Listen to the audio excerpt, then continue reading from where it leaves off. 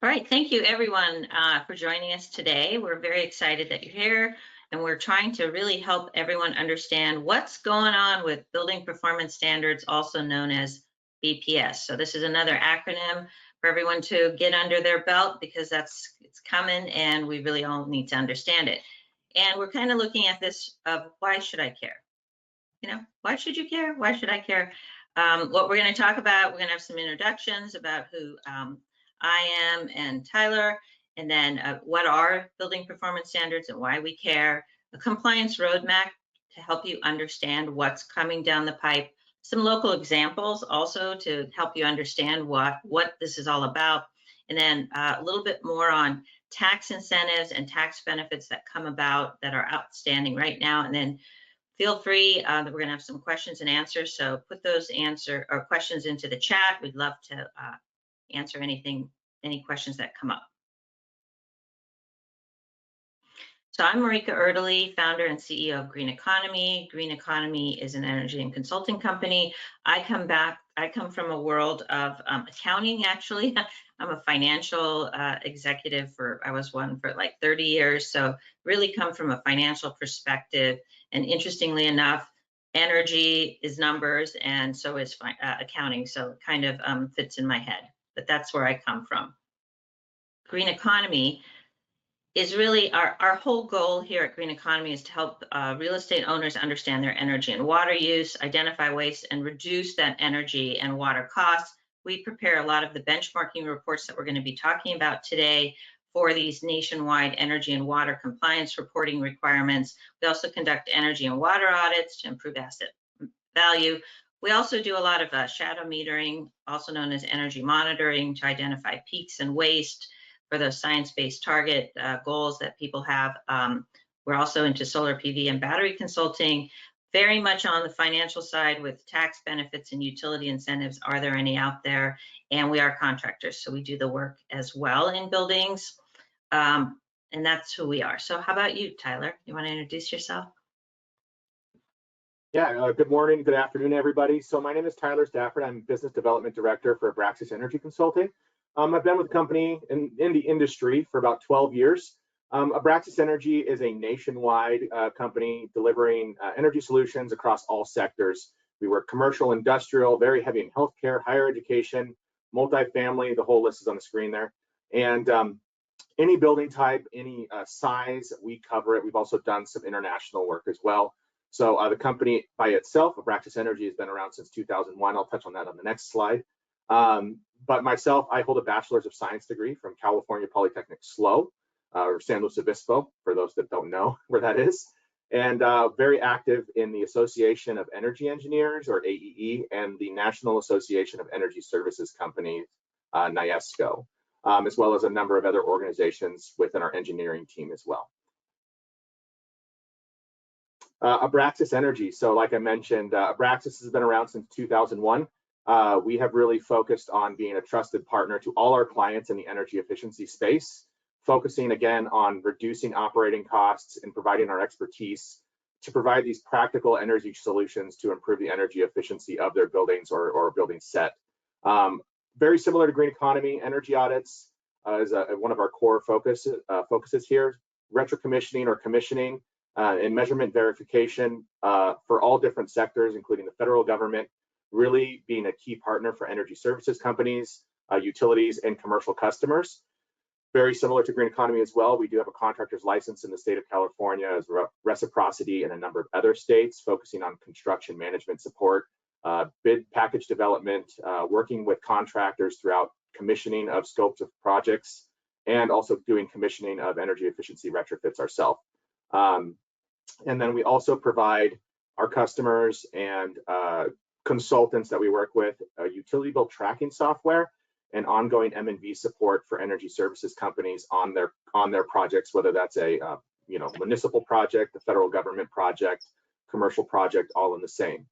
Abraxas in January of 2004 was also acquired by Hillman Consulting, which is a environmental due diligence company. So as part of the Hillman family of companies, we've also expanded our suite of services to include this national environmental and construction risk services. again, expanding our efforts and our capabilities to really be more comprehensive across the entire as-built environment. That is Abraxas and Hillman. Next slide. Yeah. Great. All right. So building performance standards, why should we care? And what are they? Think of it as it's a set of standards to reduce carbon emissions in buildings by improving energy, gas, and water use and peak demand. That's that KW, peak demand. Carbon is made up of carbon dioxide, methane, nitrous oxide, and then the fluorocarbons, which are also hydrocarbons, which are also refrigerants. So it's trying to reduce those emissions that are coming out of buildings. They require, these targets are going to require performance targets, right? So they're going to say, you have to get down to this certain level in order to continually improve the and reduce the emissions coming out of your property, right? Why is this happening? Because approximately 40% of the emissions that go out into the atmosphere are coming from commercial buildings. So this is an effort to help people, building owners, understand how their buildings, what level of emissions are coming out, and then how do they improve them to reduce those emission levels. And one of the key things I wanted to highlight too on that previous slide is, building performance standards. This is a key buzzword we're hearing a lot more of lately. It's been around for a long time. This isn't something new, but we're starting to see more and more of that. One of the leading kind of drivers of that is obviously state and local, government pushing it forward. But there's also organizations that are really involved in that. And one of the ones that was highlighted on the previous page, IMT, Institute for Market Transformation, does a really great job of summarizing building performance standards. And a lot of the presentation that we're going to touch on here actually is information pulled from IMT. So very helpful if you guys want to circle back on that following the presentation. I believe we are going to share this like we said. So we can discuss that further as we go into this presentation, but I did want to touch on that. Go ahead. Okay, so again, why should we all care? Or why should we be focused on building performance standards? What are they? Why is it important? Everybody wants to think that it's just a check the box. That's a very common thing that we're seeing. It's like, this is just a check the box. Why are we doing this? But building performance standards actually do have some positive aspects to them. And depending on if you're a building owner, a building manager, all of these boxes play into that, why should we care? So compared to typical buildings, high performance buildings save an average of 60 cents per rentable square foot on O&M expenses annually. So that's a pretty big, a savings, right, that we're focusing on. And then from the sales side, as we start talking about the efficiency premium and, you're selling buildings or you're holding buildings, sale prices are anywhere from 1 to 31% higher, depending on, is it a high efficiency building? Where does it stack up in that performance stack?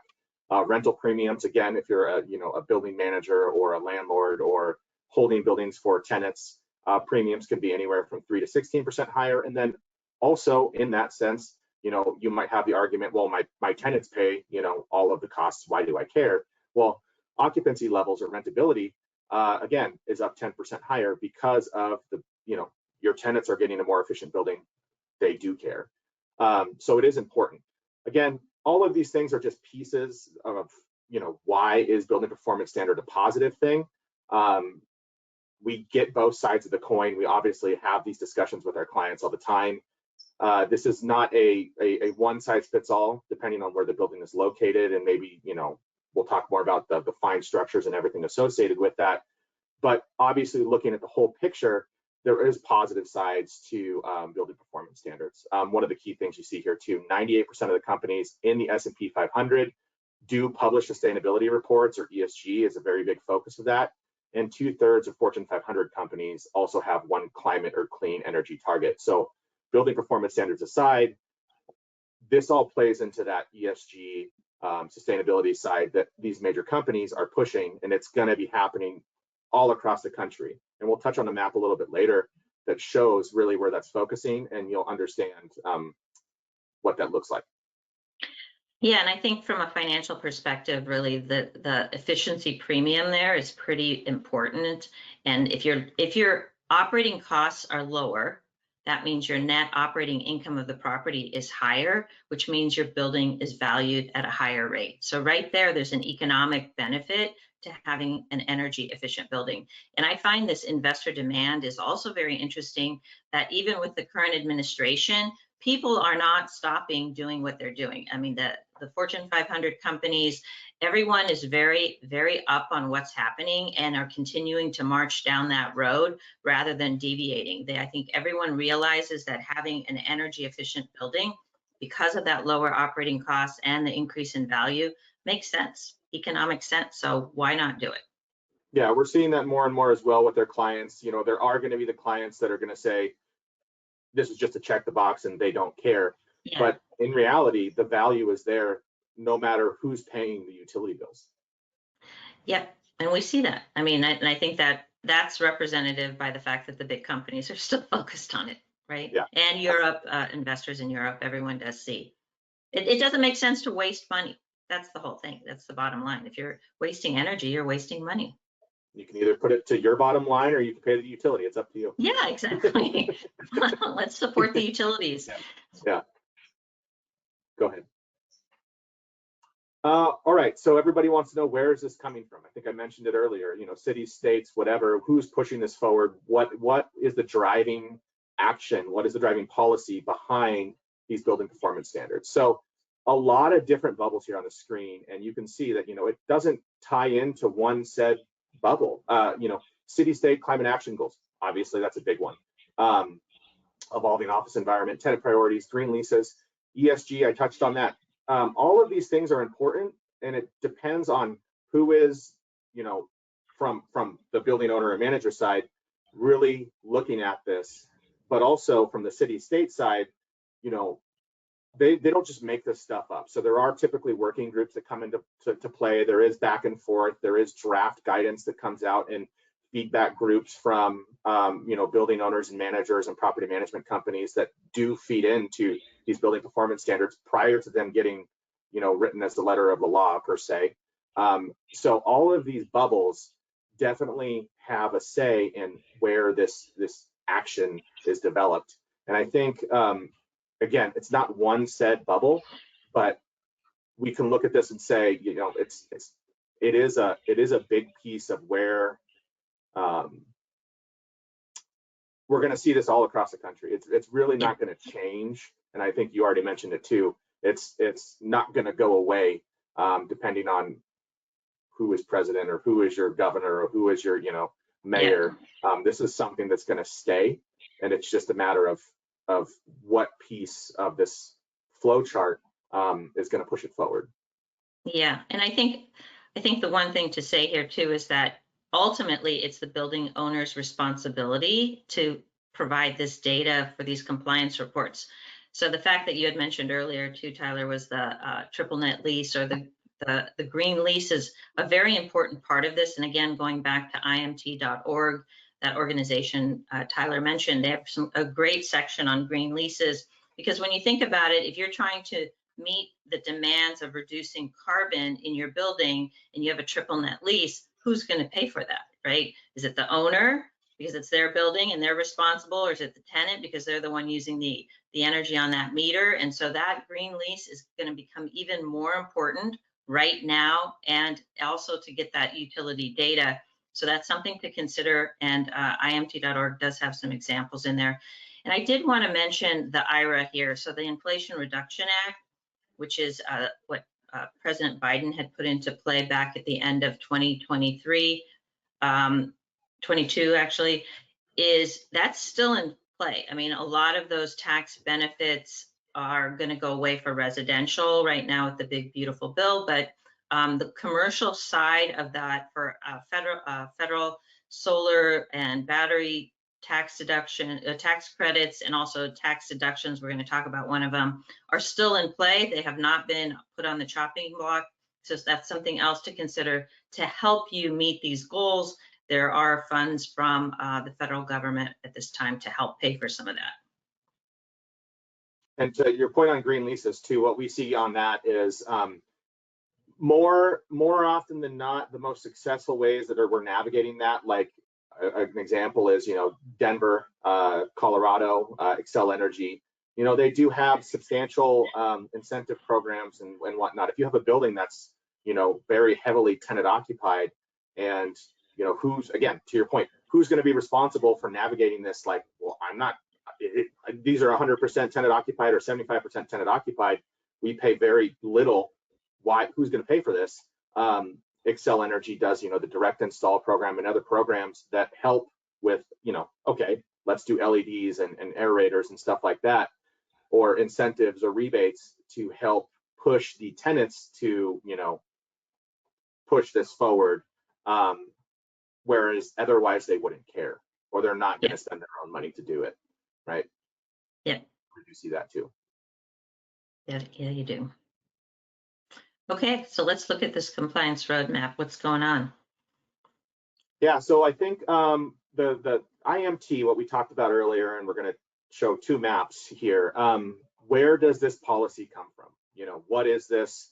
What has built this, and what is going to continue to build this and push this forward as we start seeing this more and more in the future years, right? So it's not something that is going to go away, but I need to actually pause and close my window. If you want to take this, because I'll take it. Okay, so let's talk about this. So these BPS laws have two phases. All right, that's the most important part to reflect on here. And this map is the first phase. These are the benchmarking laws, which is the Energy Star benchmarking that is required to be able to produce the energy metrics that are then going to guide how you respond to the BPS requirements. At first, these maps were very light, and now, as you can see, they are growing. I mean, there are a lot of, if you look at the different colors, green is benchmarking required for public and commercial buildings. Orange is benchmarking required for public, commercial, multifamily.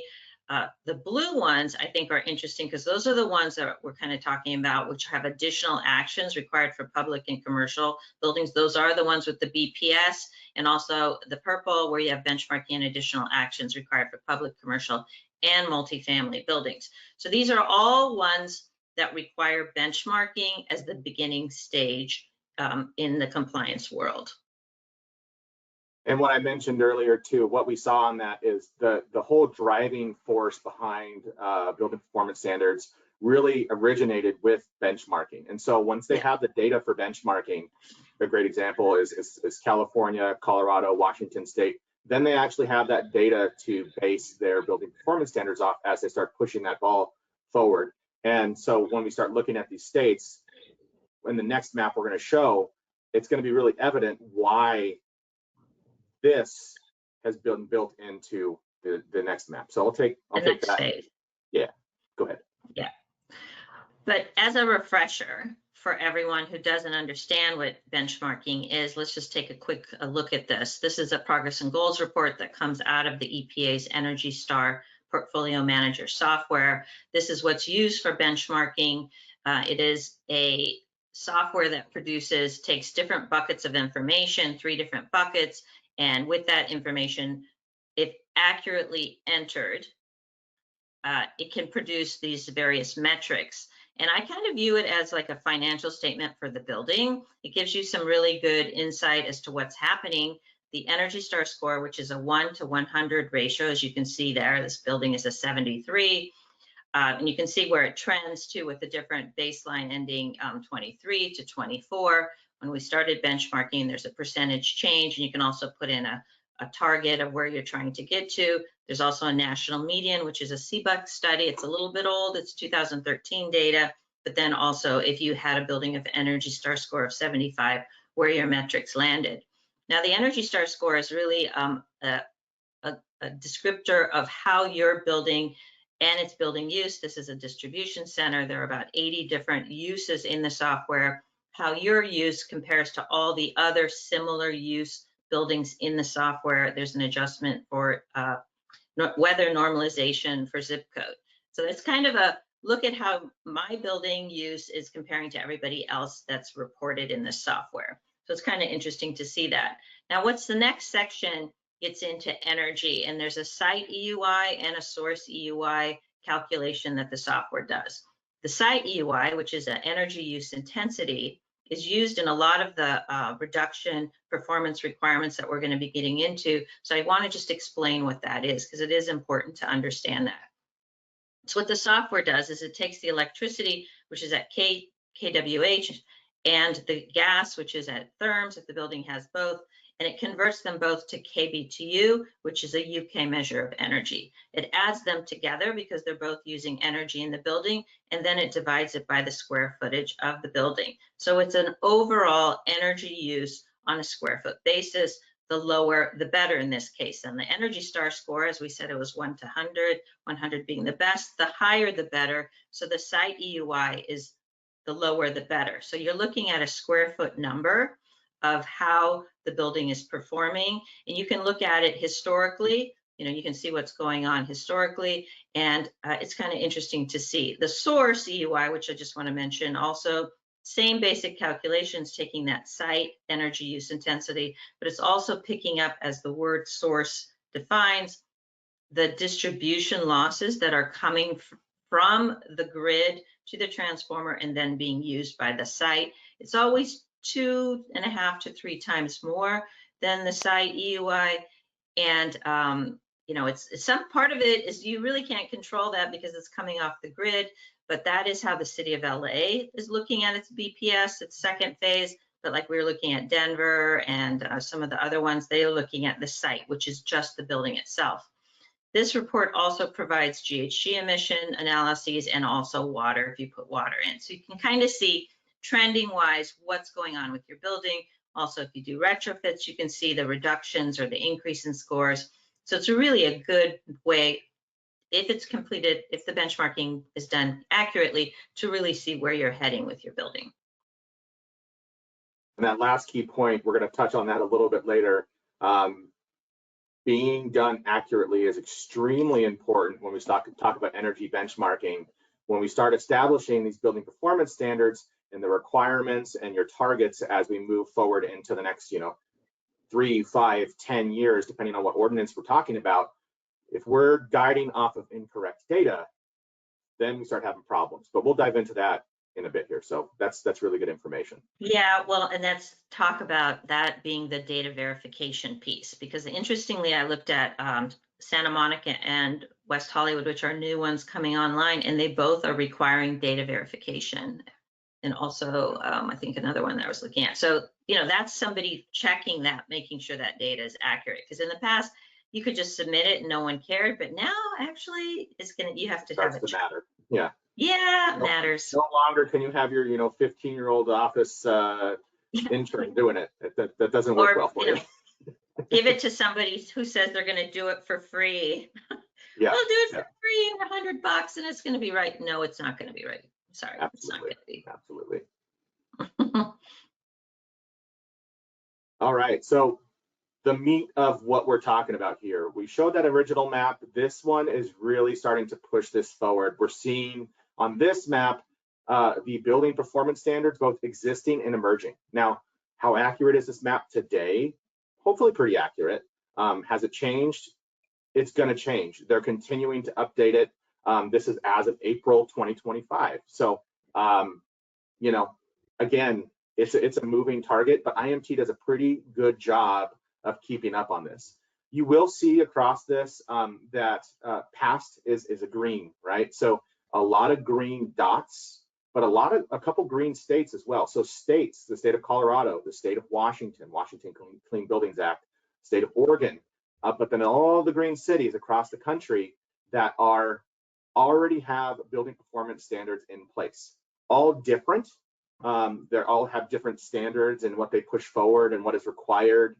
Some are, not as stringent in fines. Some are very stringent in fines. But the other key thing is you see the blue dots, and the blue dots in the blue states have, already said building performance standards are important, and they're continuing to try to push that legislation forward, make the changes, get the working groups together, get the feedback from key people in whatever area it's in, and these are going to start developing. Are some of them going to drop off? Maybe. Are some of them going to get added? Also a maybe, but it is a moving target. But what we can see is there are a pretty large amount of green dots or on this map, and those are the ones we're going to talk about here in a little bit, and just a few of them to show you kind of how they work and discuss them a little bit more in depth. Anything you want to add to that? Yeah, no, I just find every time I look at this map, it's more dots. So Yeah. it's not like the dots are going down, the dots are going up. So I think that's really interesting. You can see Santa Monica and West Hollywood, the ones I was mentioning, they're on here now. So it's interesting, and I was a part of both of those stakeholder groups. I was asked to contribute my knowledge, and there's a lot of, one of the interesting parts of this was the data part of it is that the later you start gathering your data, the utilities might not give all that historical data that you need. So that was Right. one of the issues with Santa Monica and West Hollywood, is setting it up so you can make sure that people have that historical data. Because if you don't have it, then it's hard to see if you're going to have any reductions because you don't have where you started. So that's just an important note with all of these, is the later you start to gather the data, the less likely you have all the data that you need.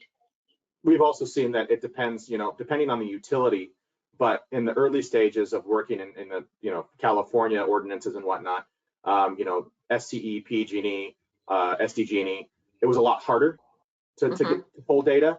Xcel Energy, a great example in Colorado, very difficult to pull data in the early stages of these building performance standards. But then when they became more prevalent, when they started getting past moving from just benchmarking to actually having a larger requirement with targets, they made it easier. They made it easier to get whole property data, which was required, versus these, these dots over here in the other states where they're not as prevalent, and it is a little bit more difficult to pull data, or you might only get 1 year instead of needing 3 years.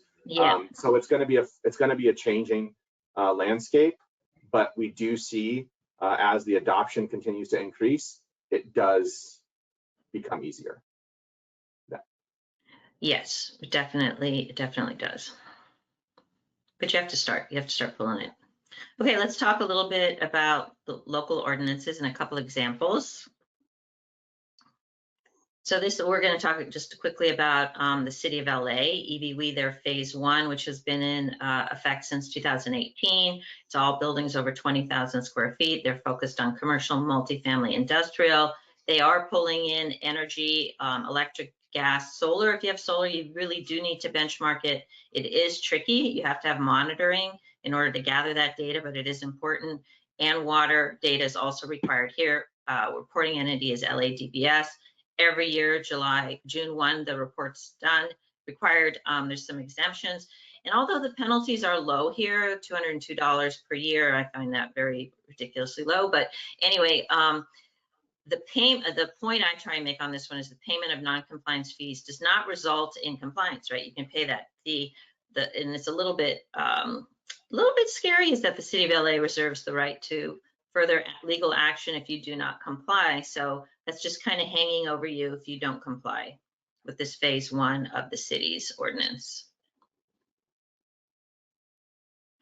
So the phase 2 of this, so the BPS here associated with, it's not really a fully BPS, but it's similar to it because it has requirements where either you either meet certain exemptions, reductions in energy or water use, or you have to have an audit performed, an energy and or water audit. It's an ASHRAE level 2. We do have Tyler join us sometimes on those on more complicated buildings. That's why we work with Abraxas. And this ordinance is this phase 2 is on a 5-year cycle. So it's based on the last digit that the building ID has. And that was a number that every building in the city received. So you can see right now the 8s and 9s are going to be reporting by the end of this year. So this is a way for people to understand how their buildings are performing, and if they're not performing well, they're required to have an audit completed so they can understand why is it not, and what can we do to make the building more energy efficient. The one thing too that I noticed about LA, again, I'm going to probably butcher the timeline, but when they turned back on the requirements for post-COVID, right? So it went away and they turned it back on post-COVID. I specifically remember being on a meeting and somebody asked the question of, well, do I have to implement anything, right? And I think he said something along the lines of, we're not requiring people to do implementation. So that's your point of like, it's not really building performance standards, Yeah. but we are hoping that people will be engaged enough to want to improve their efficiency of the building. So a lot of times when I'm talking to our clients about this, it's like, look, you're going to get a quality audit. You're going to get a quality report that shows you the energy and water usage and the audit and retro commissioning opportunities that were found at your building. Do you have to implement anything at this time? No. But a quality audit is important because down the road, should this go the route that we think it's going to go, as a lot of the other building performance standards have gone, is it does turn into a, hey, you did benchmarking, or hey, you did an audit. Now you're going to get that audit and you're going to have to take action.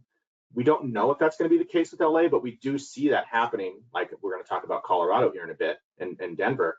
That's been really the path that went. And so as we start seeing these building performance standards grow, LA is an example of, there's no action required post phase 2 at this time, but I don't have a crystal ball at this time, but we might see that in the future. Yeah, but also if you don't do the retrofits that are recommended in the report, one, you might miss the opportunity for incentives that the utility offers right now. LADWP offers quite a bit of incentives, so you could get some money back in doing those retrofits. But also, if you don't do them in this 5-year cycle, if your score doesn't improve, you're going to have to pay for another audit again. So that just doesn't seem right to me. I'm encouraging people to spend the money and invest in their buildings so they can avoid that audit again in 5 years, but also reduce those operating costs, which is the key here. All right, let's talk about Energize Denver. So Energize Denver, as we mentioned earlier, it's a site EUI program or a site EUI metric. We can talk a little bit about the fines, but let me go through the specifics of it. So this program is 25,000 square feet above. There are additional requirements below the 25,000 square foot threshold, a smaller scale, but I'm going to focus on the primary bulk of it all here. Commercial multifamily and what they call industrial or manufacturing agricultural and industrial is their term, which is MAI. They do have a benchmarking requirement, which is June 1st and annually. For this year specifically, or 2024, it is due in actually September 1st because they just rolled out a revised ordinance requirements, so they did push it back a little bit. The performance requirement, again, based off of the benchmarking data, as based off of their 2019 baseline. That baseline year can change, but they basically are setting the performance requirements for each building type, and then you have targets that you have to meet, and we'll go on that in the next slide. The performance requirements, again, just changed, like literally this month, last month, excuse me. Originally were 2024 and 25. They changed from, and then 27 and 2030 being the final target. So those interim targets shifted a little bit, and then your final target moved out as well. So 24, 25, and what was 26 all moved to 28. The second interim target, 2027, was removed, and the final target was moved from 2030 to 2032. That aligns with what the MAI buildings targets were at 2028 and 2032 as well. So it's really easy to navigate that, whether you're a manufacturing, agricultural, and an industrial building or a commercial building. But the key thing here is what we saw also in the revised guidance that came out recently was a reduction of fines. But the fines for Denver are very, very substantial. So when we started talking, we talked earlier about LA, $202, whoop-de-doo. Doesn't get the juices flowing. Whereas Denver, we're starting to talk about, really, really large fines. But I will say with that, as we start talking about large fines, programs like Denver have really tried to make it easy and helpful for buildings to push this ball forward, to actually help them with compliance. Both Denver and Colorado, which we're talking about on the next slide, have said, make a path to compliance and work with us, and you won't see fines, because they're not in, I've been on working groups with Denver, and they're not in the interest of fining building owners. That's not what they do. That's not their business. They want, buildings in the state of Colorado and the state of, Colorado, the city of Denver, they want them to be vibrant and, keep the city and the state what it is. With that, a path to compliance for both Denver and Colorado is doing an ASHRAE level 2 energy audit. Further to that point, The city of Denver right now actually has a pretty attractive rebate that can be up to $30,000 depending on your building size to help facilitate those energy audits. So albeit one of the more aggressive programs, Energize Denver and Building Performance Colorado, you do have the opportunity within the city of Denver to get a pretty attractive rebate to help push you down that road and not pay as much for it. So it's one of the more robust programs, what we've seen in Energize Denver as well as Building Performance Colorado. But I think it's one of the better ones in that they do have a pretty good support program for it. They have really good working groups, great resources, help desks that you can contact. And we're starting to see that a lot with these programs that are successful and getting action. Mm-hmm. That is a key piece of it, is having that support from the city or from the state. Well, and I think also having a good consultant, because with all these changes constantly happening, just reflective on this slide, if you're not paying attention and you're, oh, I don't have to worry about it, but really you do have to worry about it. So, tying in with a good consultant that actually is paying attention is going to be key. We find ourselves more and more, I've done meetings where I've been on a meeting for an hour and they're like, you just educated us. I was like, that is my job. That's, what my job is. And, I have presentations that I, brush up and share. And I think being helpful is a lot of times people just get like proposals and, oh, here's a price. And, well, what does this mean? You're trying to sell to a person that their key job is not to do what we do. And so we want to try to be that resource to them to just inform them of what the requirements are. And if we don't do that, we're doing a disservice. So very true. A good consultant is very important. Yeah. Go to the next slide and we'll talk about Colorado. So Colorado, a little bit different in that there are different pathways, right? So the Building Performance Colorado has two different pathways. It's either a GHG pathway or an EUI pathway, similar to Denver, which is an EUI pathway. The difference is it's 50,000 square feet and above. All types of buildings are included except for a number of exemptions that are coming out: decentralized multifamily, storage facilities, standalone parking, airplane hangars, in a building that has more than 50% MAI. So that's an MAI term we talked about earlier: manufacturing, agricultural, industrial. They can be exempt. And then buildings with no heating and cooling. So anybody outside of that is over 50,000 square feet has to meet these requirements. Very similar to Denver is the benchmarking deadline that's due annually in June 1st, and then the GHG pathway or the EUI pathway. There is some new guidance coming out, and I was going to talk about it here, but I'm going to forego that because I want to make sure that we don't say something that's not going to be correct once they release the new guidance. But keep in mind that if you do have a building that is in Colorado that also has to comply with Denver, those are two different programs, two different dates, two different things that we can navigate. But in the recent guidance that was released, if you are in compliance with Denver, and you have a building that's also in Colorado, which it is, then you are in compliance. That is what they're saying now. June 1st deadline. We'll see what happens when they actually release it. The other thing I'm going to highlight here is the fines. So you do see a fine structure a little more simplified. It's not based on EUI. It's a flat fine. But for both of these properties, or for both of these ordinances, excuse me, the penalty doesn't get you off.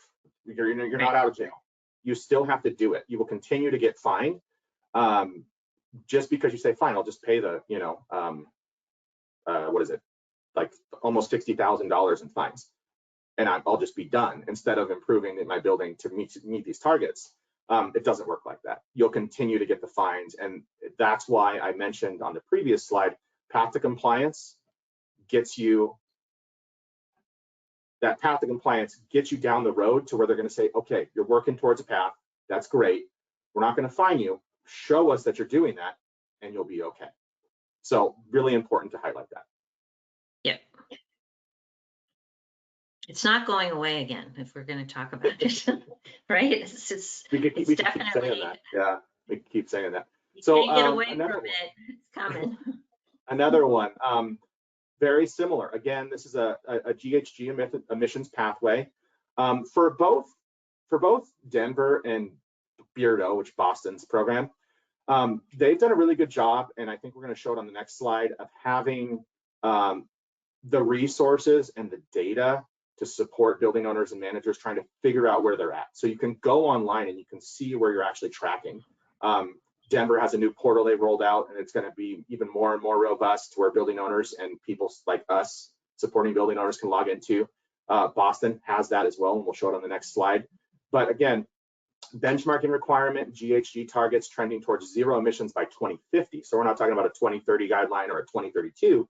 This is a long-term goal. Shows you this isn't a we're going to check the box and just be done. This is a 2050. We're talking, 25 years down the road. And so building owners can't just be like, I'm going to do an audit and be done, or I'm going to submit a benchmarking report and be done. This is something that we're going to have to continuously work with our clients on to make sure we're getting them towards where they need to be. These building performance standard deadlines, 5-year compliance cycles beginning in 2025, and then it tiers from there. And I'll show you that on the next slide.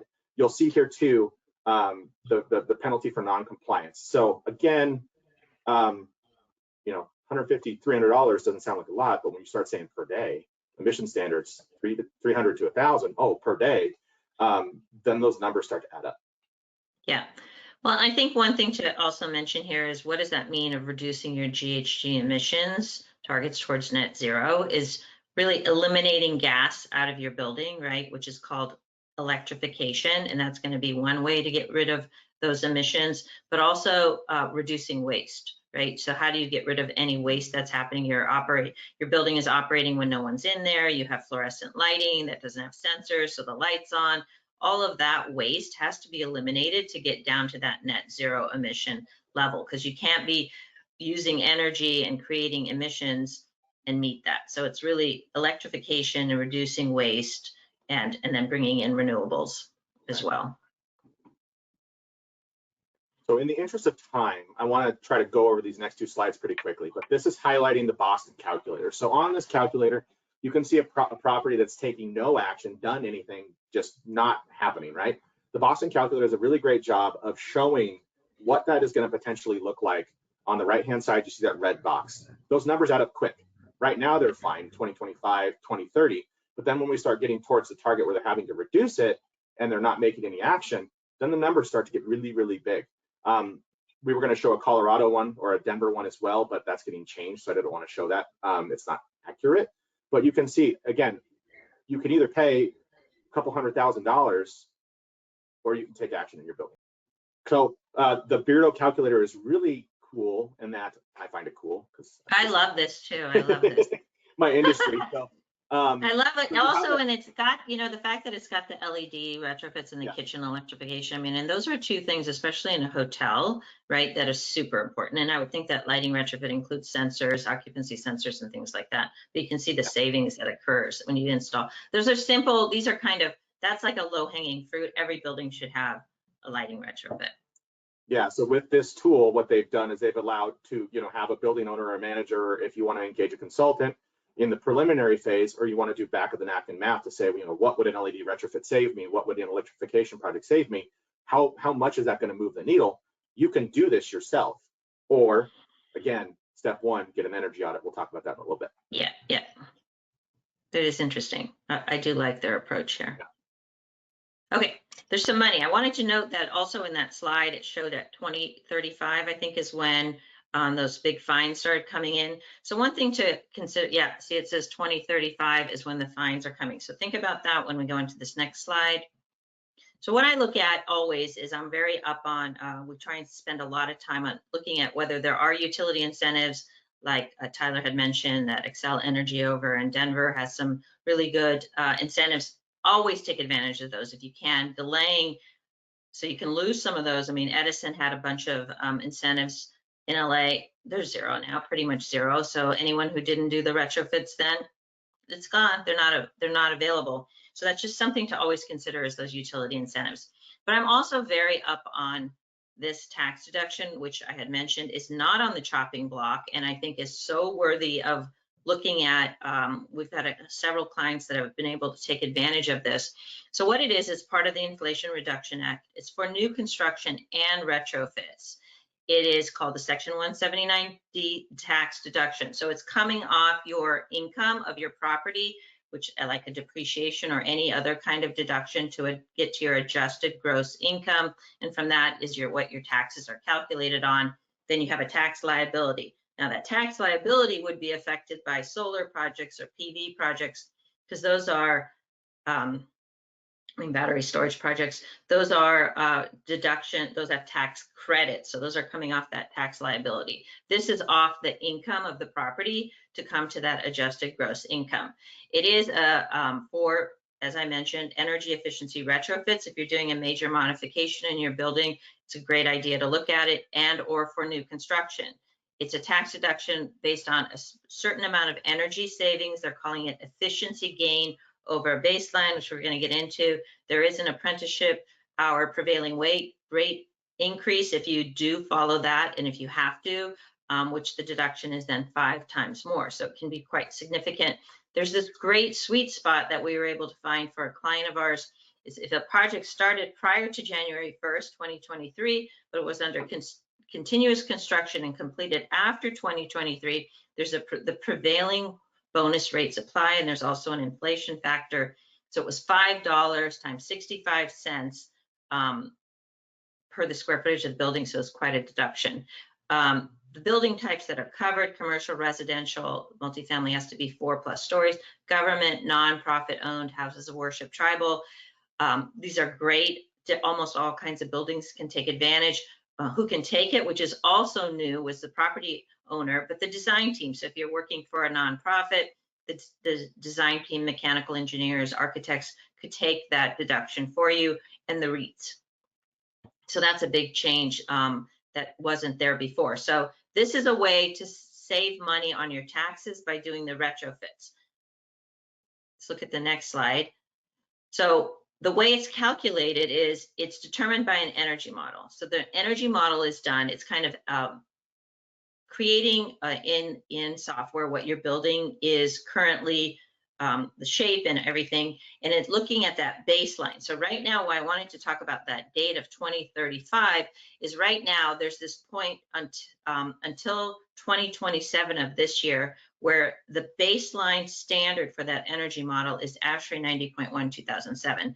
ASHRAE is the standard by which buildings operate, and it's 2007. Now that's fluorescent lighting, old school, compared to what in the energy model, what you're putting into your building right now.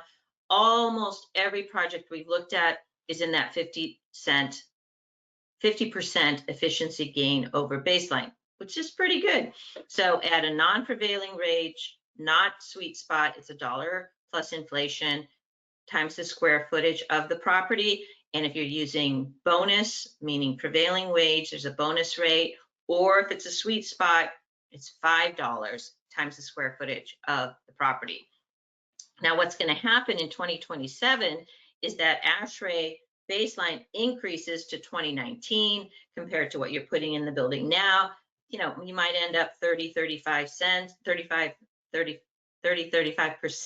So not at that 50%. So if you're considering capital investments and you know that you have a BPS coming down, take advantage of this right now, because it's going to be really advantageous to you on your tax return, because you're going to have this tax deduction.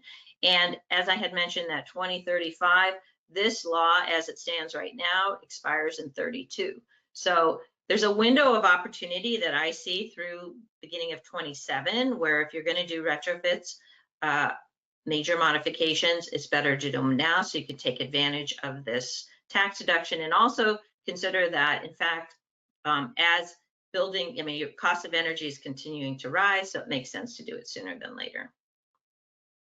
So another way, what we always think of is how do people afford these investments in their properties? And one approach is PACE financing, which is property assessed clean energy. We thought we'd mention it. It's good for your retrofit. It could be part of your capital stock. It's for seismic retrofits as well.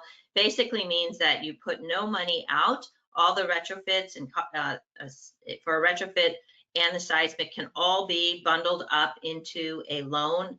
And it's basically an assessment that lands on your property taxes. It's off-bill financing. The terms can be 10 to 30 years. It depends on the PACE lender. It does transfer with the real estate, so that might be easy or not, but either way, it does stay with the property. The one big hurdle is the current lender must approve PACE as the first position, but this is a great way to get your building, as I see it, you get your building completely upgraded, you meet all these BPS, you get it certified, it's magnificent, then you sell it and the debt goes to the new owner. But they also have really low energy costs, so great. All right, So we are key going to run a takeaways, little, right? We got six minutes. we are going to run a little bit long, but I think we're going to get down to the meat of it here and run away.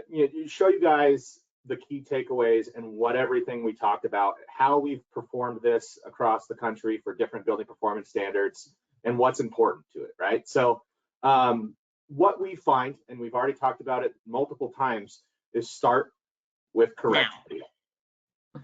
Start with correct data. Engage a third party to fine tune the data. Use somebody that understands it, because if you're working from wrong data and you're thinking, I use the goalpost analogy, right? So if you think, oh, my goalpost is here, and all of a sudden the data is incorrect, and you get down to a performance year and you have to have third party data verification, or you think you're on track and maybe you aren't and you have to pay a fine, or maybe you were a long time ago and you spent a bunch of money you didn't need to spend. That's very important. So understand the data, get somebody to do it correctly, engage a third party in the beginning, not when it's too late. I think that's number one thing. You mentioned it, and I've said it to all our clients, use us early on, right? It's important. Understanding building performance. You want to touch on that? Yeah, I mean, understanding those metrics, I mean, are very important. That, like that progress and goals report, is really important to see where you are right now. And I think one other thing is that all these BPS and benchmarking laws are looking at aggregate data, which means whole building data. It's not just the common area, it's not just the tenant data. When you have both, it's the aggregate. So you're looking at everything that's being consumed in that building. And it's important to make sure that all of that is captured and that the data validating that. There's a meter list that come from some of the utilities and documentation that needs to be saved. So when you have that third-party verification, it's right there. You're ready to go. Hey, here you go. Here's the data. We know we captured all 81 meters for an 80-unit apartment building with one common area, right? That's important because sometimes the addresses are on the other street, and if they're not captured, your data is undervalued and you're going to have a problem. But calculator too, understanding, calculate where you're going to be, audit, very important. Those existing conditions, understanding what they are. It's also a great historical report on what you have at that point in time. And you've got to review the data, right? Review those reports. I meet with a lot of our clients and review what the report showed, so they actually understand it. It's not just they get a report and nobody cares. No, let's dig deep into it. I really enjoy that part in helping educate people to understand what their options are. And what we actually do, so we do an audit, and we call it a debrief. You can call it an energy action plan, and that moves into the next phase. So you can deliver a stack of paper to anybody, right? But then if they don't do anything with it, or they don't understand it because that's not their bread and butter, then it doesn't serve them any value. So when you talk about, you get an audit and you do a debrief, or we do an energy action plan, it's going to them and saying, okay, well, we found these 13 measures or 13 projects at your facility, property, and here's where you're going to be at to meet your 2025, 2030, 2050, whatever goal. Meeting with them to help them through the project construction, the project management, and understanding what resources they have in-house or what resources we can bring to the table to help them get there. Further taking them to, like, not just delivering a stack of paper, but being a resource to them, but then even using that to be able to work with them to understand, okay, if you pick these 5 measures, where are you going to be at in terms of meeting your target or your interim target, or what sort of other resources are you going to have to pull from? Are you going to have to purchase RECs? Are you going to have to do a timeline adjustment to get more time because you're not going to replace a boiler that's only 5 years old, or you have financial constraints? All of those things to understand come in that implementation phase when we work with clients. And it goes into that next phase too, where it's the planning phase, understanding capital budgets and incentives, which you talked about. I think that's it. All kind of ties together. This whole package, the key takeaways is putting it all together. Yeah, and I think that the thing right now in all of this is, as I would view it, if I have a commercial building that's located in any of those benchmarking or BPS locations, immediately start benchmarking it. Even if, let's say, the deadline, it's not even due for another year or so, get the data, make sure it's accurate, have it coming into Energy Star, and then you have this time to develop this capital budget, right? You know what's going on. You can do metering, you can do audits, whatever it is, to identify what really does need to be replaced, and taking advantage of those incentives, right? Utility incentives are super important to help you reduce the costs, and also these tax opportunities that are currently, they're still around. So why not take advantage of them and lower the cost of that project? Yeah, absolutely. And look at that, we ended right on the hour with time for questions. Not really. Not really. Well, thank you, Marika and the Green Economy team, for putting this together. My contact information is on the screen. I know yours is. I don't know if we have questions, but I will say my information is there if you guys wanted to reach out directly. If anybody has any questions or we want to facilitate any additional discussion, do you have anything? Yeah, I'm good. I mean, I think starting sooner than later is probably the best approach here, and putting your head in the sand is probably the worst thing you can do, because you need the data. I 100% agree. I think you and I both have said it a number of times. It's take action. Don't do the head in the sand method. Get the data. Understand where you're at. Do nothing is probably the worst thing. Yeah. Don't want to do that. And we work together. So Tyler and we do a lot of work together. He performs some of our audits for us, and that's why we're on this webinar together, because we are partners. And so you can reach out to either one of us, and we're happy to help you navigate this future of benchmarking and BPS. And thank you for joining us. Thank you all.